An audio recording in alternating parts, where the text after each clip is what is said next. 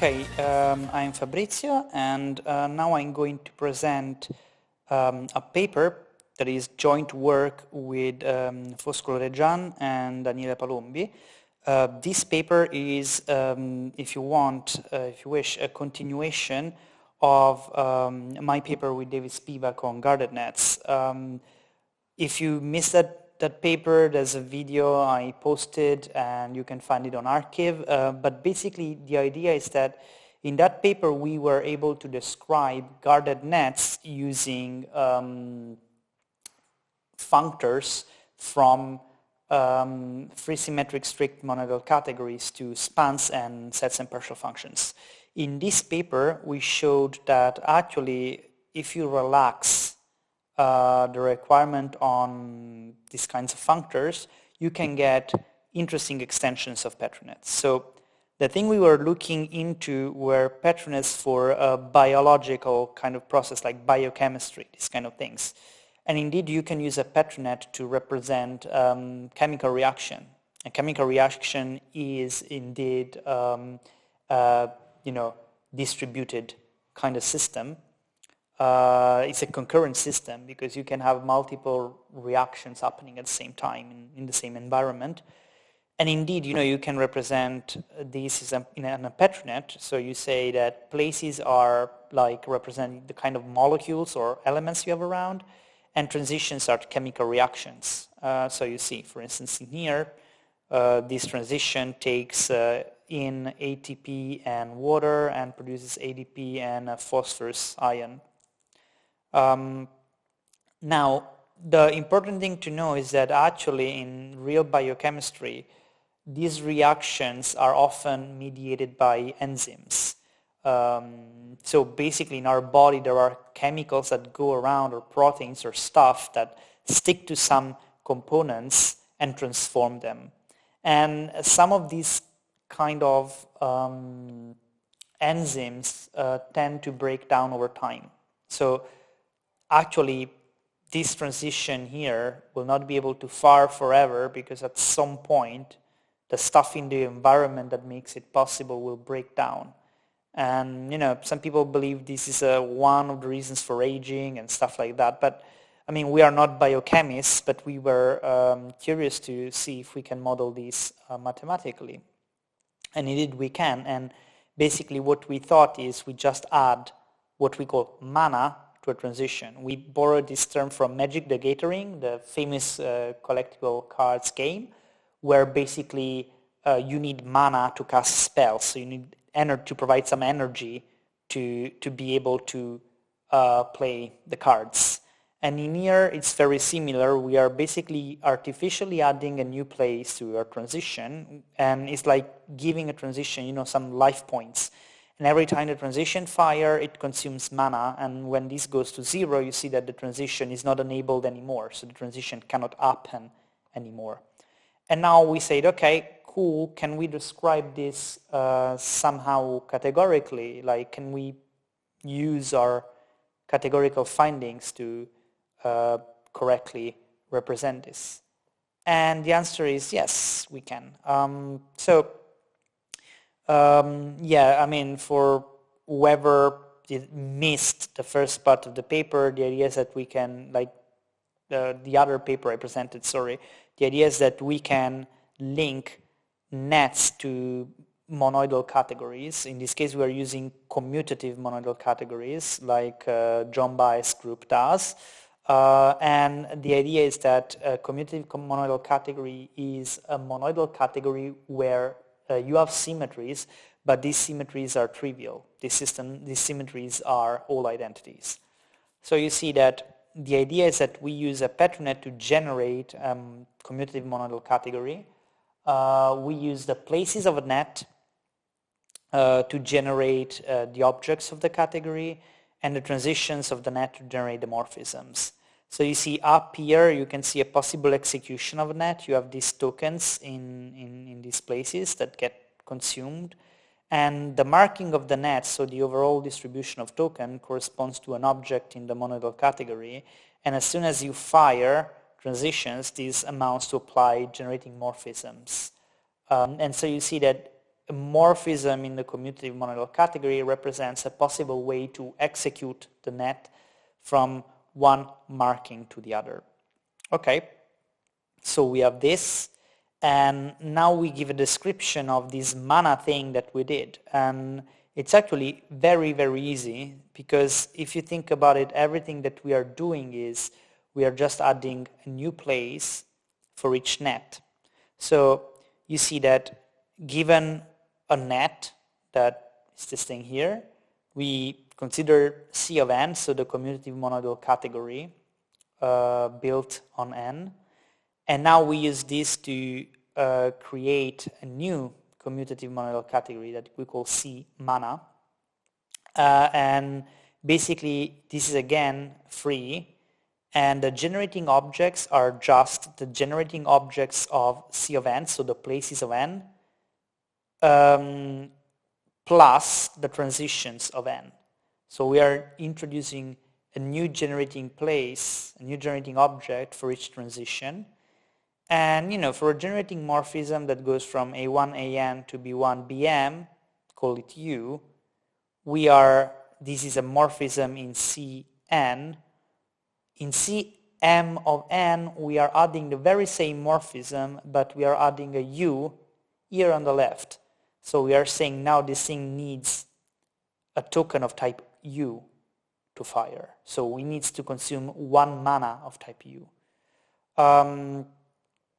Basically, you can prove that, if you start with a net like this one on the left, you start with, call it n, you start with n, you do C of n, which is the category of its executions, then you do C of m of n, and this is again a free commutative monoidal category by definition, and since it's free, it's presented by a Petri net itself, and the net that presents this is exactly the net on the right, so it's exactly the mana net where we added mana. We proved that this operation of going from Cn to Cm of n is actually a comonad, and that's all very, very nice, but we can also give, I think, a more interesting formalization of what's going on. So this is what we call the external mana construction, and this is very similar to what we did in the paper with David Spivak, using functors. So the idea is that now we have our net n, we have C of n, and we want to encode the mana information into a functor of some sort.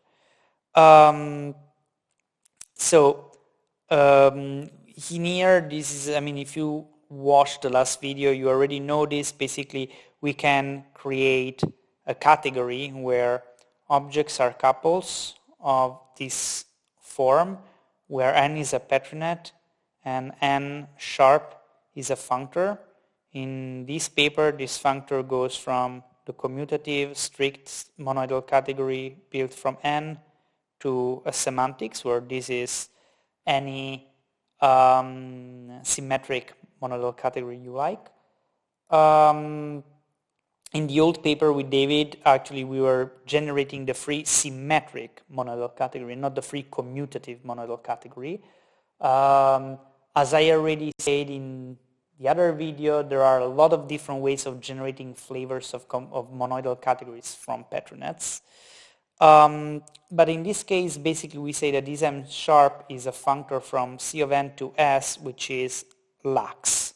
This is very important, and we'll see in a second why. And we can define a morphism of these things, and a morphism of these things works in the obvious way. So we have C of n, this is n sharp, and if in here we have C of m, and this is m sharp, then a morphism is a functor here that makes a triangle commute. Cool. Now, using this thing, we want to encode the mana information into a lax monoidal functor from C of n to span. Okay, so how does this work? Well, the idea, the definition is basically here. The idea is that each object of C of n is mapped to the same set, and this is the set of multisets over T. Now, basically, since we are using commutative monoidal categories, it turns out that all the objects of a free commutative monoidal category form a free commutative monoid, which is exactly equivalent to a set of multisets. So basically, what all this means is that each object A is mapped to a set. And each element of this set is basically just like a status report for mana. Each element in here is a multiset that is telling you how much mana each transition has left.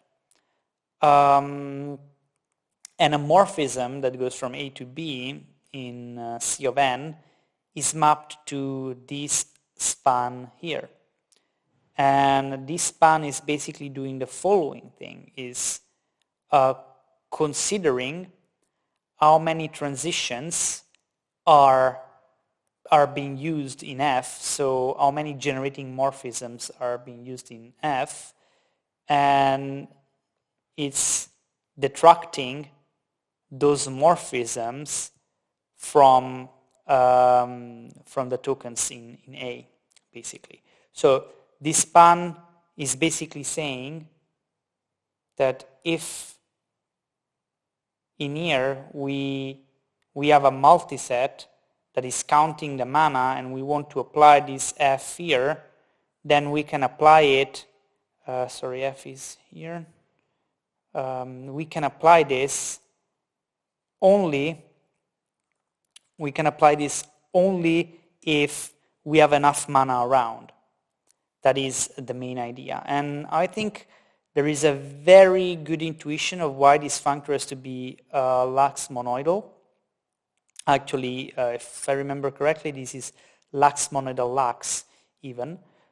And this is the intuition. So if you remember the other video, we interpret a functor by saying that we map each place of the net to a set that is telling us which properties a place of the net, a token in that place can have.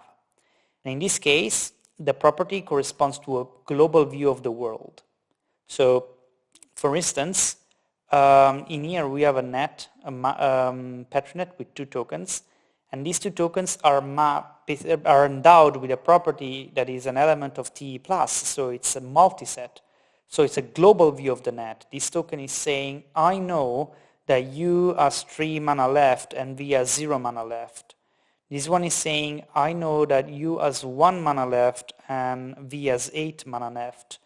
And the laxity of the functor allows us to apply a laxator and to merge this knowledge. So if you wish, entangle the information that these tokens have, then we know that globally they know that U has 4 mana, 3 plus 1, and V has 8 mana, 0 plus 8. And this basically allows us to say that even if tokens have a local view of the world, we can actually reason globally when we process these tokens in the net. And then basically what we do is we show that these two things are the same thing. So, we gave two different views of what mana is. In the first view, this one up here, we have a naive way, we just like take the net we started with and added some new stuff to it. But I mean, in this view, we are depicting this mana thing as a green place, but it's just like another place in the net. This is just a standard net. In this view here, we have a type-aware interpretation of what's going on. Like the information about mana is neatly separated from the underlying net. And indeed, one can prove that by applying the gradient deconstruction to a functor like this one obtains exactly a free commutative monoidal category representing the mana construction, the internal mana construction. So we proved that, these two things are somehow dual. And as I said in the last video, this is basically implied by the equivalence between slice categories, the one category of categories over C, and the category of lax functors from C to span. And now basically we say, okay, again we found something in here which is interesting, so now we say, okay, now we want to extend the mana construction, and we will actually use this equivalence here to do it properly. So what I mean is this: in our first kind of sketch of how mana nets worked, we just attached a mana place to each transition, and each transition can consume exactly 1 mana to fire, and this mana cannot be recharged. So you have to, in this construction here, there's no way to recharge mana. So you have to place tokens in the mana places beforehand, and that's it. When you run out of tokens, the transitions cannot fire anymore. In here we want to do something more expressive, so we have transitions that can consume more than 1 mana to fire. We have transitions that do not break down, so like this transition has a mana place but doesn't use it. Then we have catalysts, like this U3 needs mana to fire, but it puts it back at the end of the process. So this is like enzymes that get reconstructed at the end of the chemical reactions. And in here, we have transitions that mutually recharge their mana pools, for instance. And we have basically, you see that if you want to encode this information by doing the internal mana construction, that's quite easy. You just have to tweak the definition we gave before. On objects is the same, but on morphisms now we are not just adding a U here, we are adding a U1 and U2 with some properties. But you see that now if you want to externalize this, you want to express this in this way with a functor, it is quite hard and you can easily get lost in the details. But the point is that you don't need to do that. You don't need to do that because, as I said, we have this result here, this equivalence, and you have basically functors that go from one category to the other. So in particular, the gradient deconstruction gets you from C span to the slice category on C, and on the other way around you have another functor that we called gamma, this gamma F here, that builds a lax functor to span from a slice category. So the idea is that we just take this category and apply gamma to it and get a lax functor. And you can basically prove that if you do so and then you apply the gradient deconstruction, you get back from where you started. You get an isomorphic net to the one you started. And so I think this was really interesting for a couple of reasons. The first reason is that basically considering lax monadal functor means that we can endow tokens with properties that represents global state of the net. It's like this token here knows what's going on in other places of the net. And this is very interesting. This is why we call these like non-local functorial semantics for petronets. And the other thing that is really interesting is that the categorical tools are powerful enough so we don't have to do things by hand. So for instance, if you want to consider individual token philosophy, so instead of considering basically commutative monadal categories generated by a net n, we considered free symmetric monadal categories generated by a net n. What's the difference? Well, the difference is that in here, symmetries are non-trivial. So what I mean is that in here, if I have two tokens in A and I apply a transition to one of them, let's say that I get here, this will be the same of applying it to the other one, because the monoid of objects commutes. This basically means that tokens are indistinguishable, which is totally fine when you do chemical reactions, because physically atoms and molecules of the same kind cannot be distinguished between themselves. But for computer science applications, this is not nice, because in computer science you could think about this A and B here as data types. And now, these wires here carry terms inside of them. So for instance, if these are two bank accounts, and it really matters which one you are processing. And so in this case, basically we use another category that is free symmetric monoidal categories, where you have symmetries that are non-trivial. And in this case, these two morphisms will be different. So doing this will be different than doing this. But basically, when you have symmetries around, everything is way more complicated. And even in the simple mana construction that we did up here, even proving the monadicity, the comonadicity result, when you have symmetries around, is particularly nasty. And the point is that actually, if you want to do this individual token philosophy case where you can distinguish between tokens, these categorical tools become really, really important. These tools here become really useful, because they give you a nice way of proving, for instance, comonadicity by relying on the universal properties of this construction, of these equivalents, and you don't have to do it manually. In the third installments of the series, when I'll present the paper we are about to drop out about bounded nets, you'll see this. In the bounded nets paper, we worked out details for the commutative case, and then we went to the individual token philosophy, and we got the categorical machinery to take care of all the nasty details for us.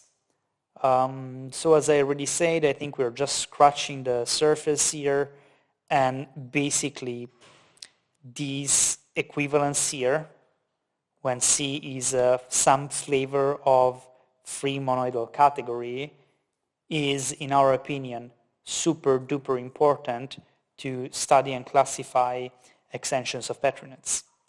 In particular, one thing we are working on is that in here, in this definition, you see that I could tweak this span a bit so that actually a transition, a morphism, only has one witness here when this is the empty multiset. This is actually super important, because it's like saying this transition here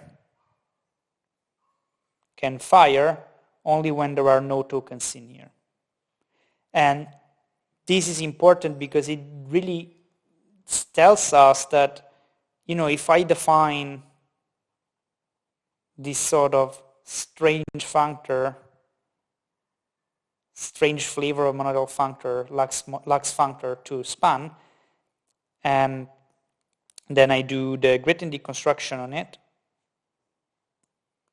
what I will get is basically categorical semantics for things like nets with inhibitor arcs, which are super cool, because a net with an inhibitor arc is actually a model computation which is equivalent to a Turing machine, is Turing complete. And these will not be monoidal in general, it won't be free. And it's obvious that it won't be free because Petri nets are less powerful than Turing machines.